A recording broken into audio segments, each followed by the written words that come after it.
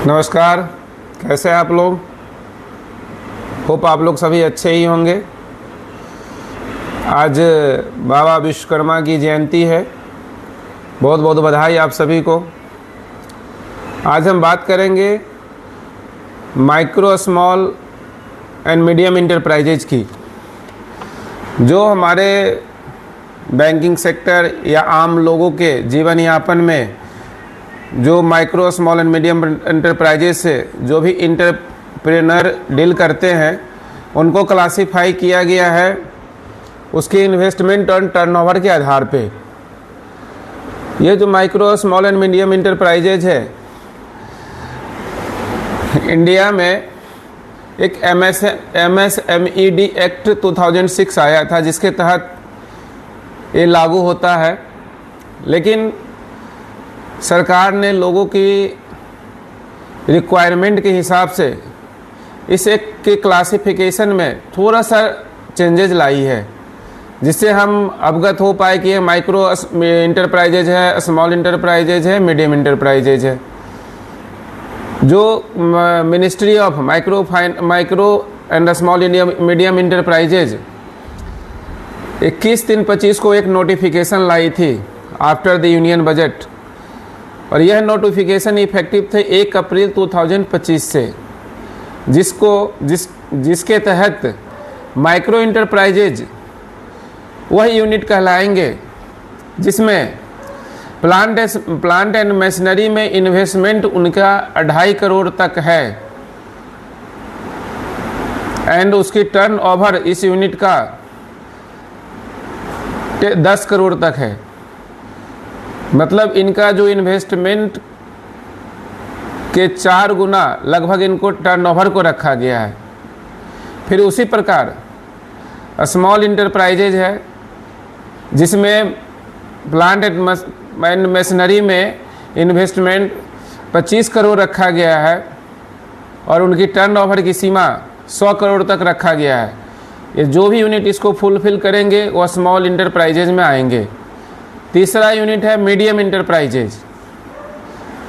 इसमें plant and machinery में investment की सीमा 125 करोड़ तक रखी गई है और इनका टर्नओवर का लिमिट 500 करोड़ रखा गया है। मैं पुनः एक बार रिपीट करूंगा। माइक्रो इंटरप्राइजेज जिसका प्लांट एंड मशीनरी में इन्वेस्टमेंट की सीमा 2.5 करोड़ है एंड टर्नओवर की सीमा 10 करोड़ है। स्मॉल इंटरप्राइजेज जिसमें प्लांट एंड मशीनरी में इन्वेस्टमेंट की सीमा 25 करोड़ है एंड टर्नओवर की सीमा 100 करोड़ है। उसी प्रकार मीडियम इंटरप्राइजेज में प्लांट एंड मशीनरी में इन्वेस्टमेंट की सीमा 125 करोड़ है एंड टर्नओवर की सीमा 500 करोड़ है। मतलब जो भी है प्लांट एंड मशीनरी में जो इन्वेस्टमेंट है उनका 4 गुना उनकी टर्नओवर की सीमा रखी गई है। इसमें एक और अहम बात आती है। MSME में एक फॉर्मल इनफॉर्मल सेक्टर होता है। फॉर्मल सेक्टर वह होता है जो आदमी एक नियम कानून के तहत सरकारी मापदंडों के आधार पर वो अपने यूनिट को चलाना चाहते हैं और उनको अपने आगे की ओर उसे ले जाना चाहते हैं, जिसके लिए हमें MSME में जो भी रियायतें दी गई है गवर्नमेंट के द्वारा या बैंक द्वारा प्रोवाइड किया गया है, उसके लिए हमें सबसे पहले ज़रूरत होता है उद्यम रजिस्ट्रेशन सर्टिफिकेट। ये बहुत ही साधारण तरीके से कोई भी उद्यम रजिस्ट्रेशन पोर्टल एक बनी हुई है भारत सरकार के द्वारा, जिसमें जाके आसानी से उन पे रजिस्टर कर सकते हैं, तभी वो MSME यूनिट कहलाएंगे। दूसरा जो स्मॉल सेगमेंट के हैं, जैसे लाइक माइक्रो इंटरप्राइजेज है, जिनमें माइक्रो इंटरप्राइजेज में एक उद्यम असिस्ट पोर्टल होता है जिसपे हम रजिस्टर्ड करते हैं और MSME के बेनिफिट और उसके रियायत दी जाने वाली। अब हम बात करेंगे कि हम कैसे उसकी मापदंड मापेंगे कि इनका प्लांट एंड मशीनरी में कितना इन्वेस्टमेंट है, जिसके तहत भारतीय नियमानुसार जो हमारी आयकर विभाग की धाराएं हैं, इनकम टैक्स एक्ट 1961,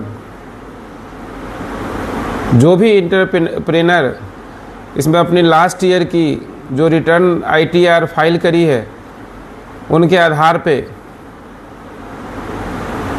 हम ये डिसाइड करते हैं कि इनका प्लांट एंड मशीनरी में कितना इन्वेस्टमेंट है। यदि कोई नया यूनिट है तो उनकी इनवॉइस के आधार पे हम काउंट करते हैं और नेक्स्ट ईयर की जो ऑडिट होती है after completion of the year 31 March, then हम उनकी इनवॉइस और दिए गए इनवॉइस और ITR के आधार पे उनका आकलन करते हैं और फिर उनकी प्लांट एंड मशीनरी पे इन्वेस्टमेंट की लिमिट को हम डिफाइन करते हैं, जिसके आधार पे वह अलग अलग micro small and medium enterprises के हकदार होते हैं। उसी प्रकार टर्नओवर की सीमा जो हम निर्धारित करते हैं, उनकी जो टर्नओवर है, जो अकाउंट्स में बैलेंस शीट आती है, उनके आधार पे उनकी टर्नओवर हम डिसाइड करते हैं। इसी के आधार पे उनकी क्लासिफिकेशन को वरीयता दी जाती है, like micro small and medium enterprises. अब बात आती है क्या priority these micro small and medium enterprises priority sector के लिए एलिजिबल है या नहीं।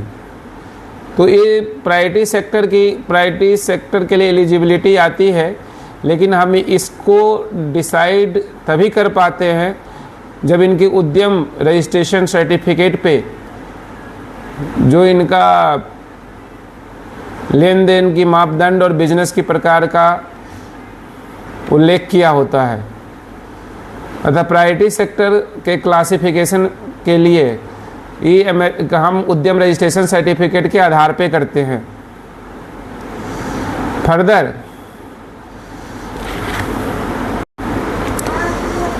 अब इसमें MSMED एक्ट 2006 में उद्यम रजिस्ट्रेशन पोर्टल पे 2 नया कोड इंट्रोड्यूस किया गया है। एक तो है रिटेल ट्रेड एंड एक है wholesale trade. Retail trade and wholesale trade भी कुछ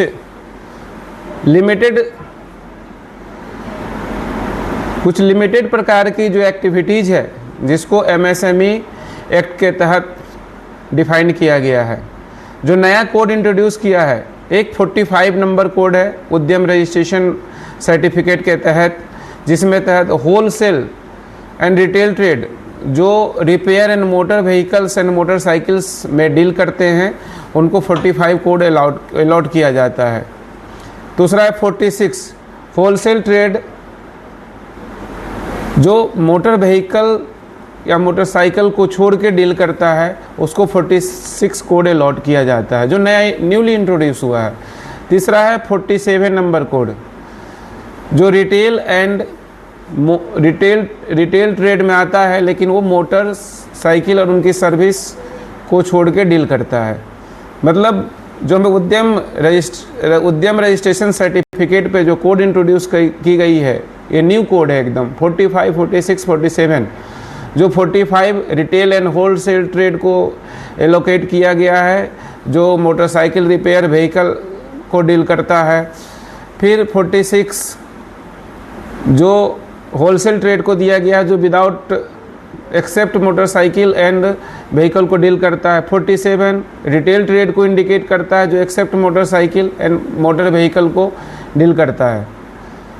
धन्यवाद दोस्त, आगे हम जुड़े रहेंगे और आपसे रूबरू होते रहेंगे कुछ न कुछ नए टॉपिक के साथ। धन्यवाद, गुड नाइट।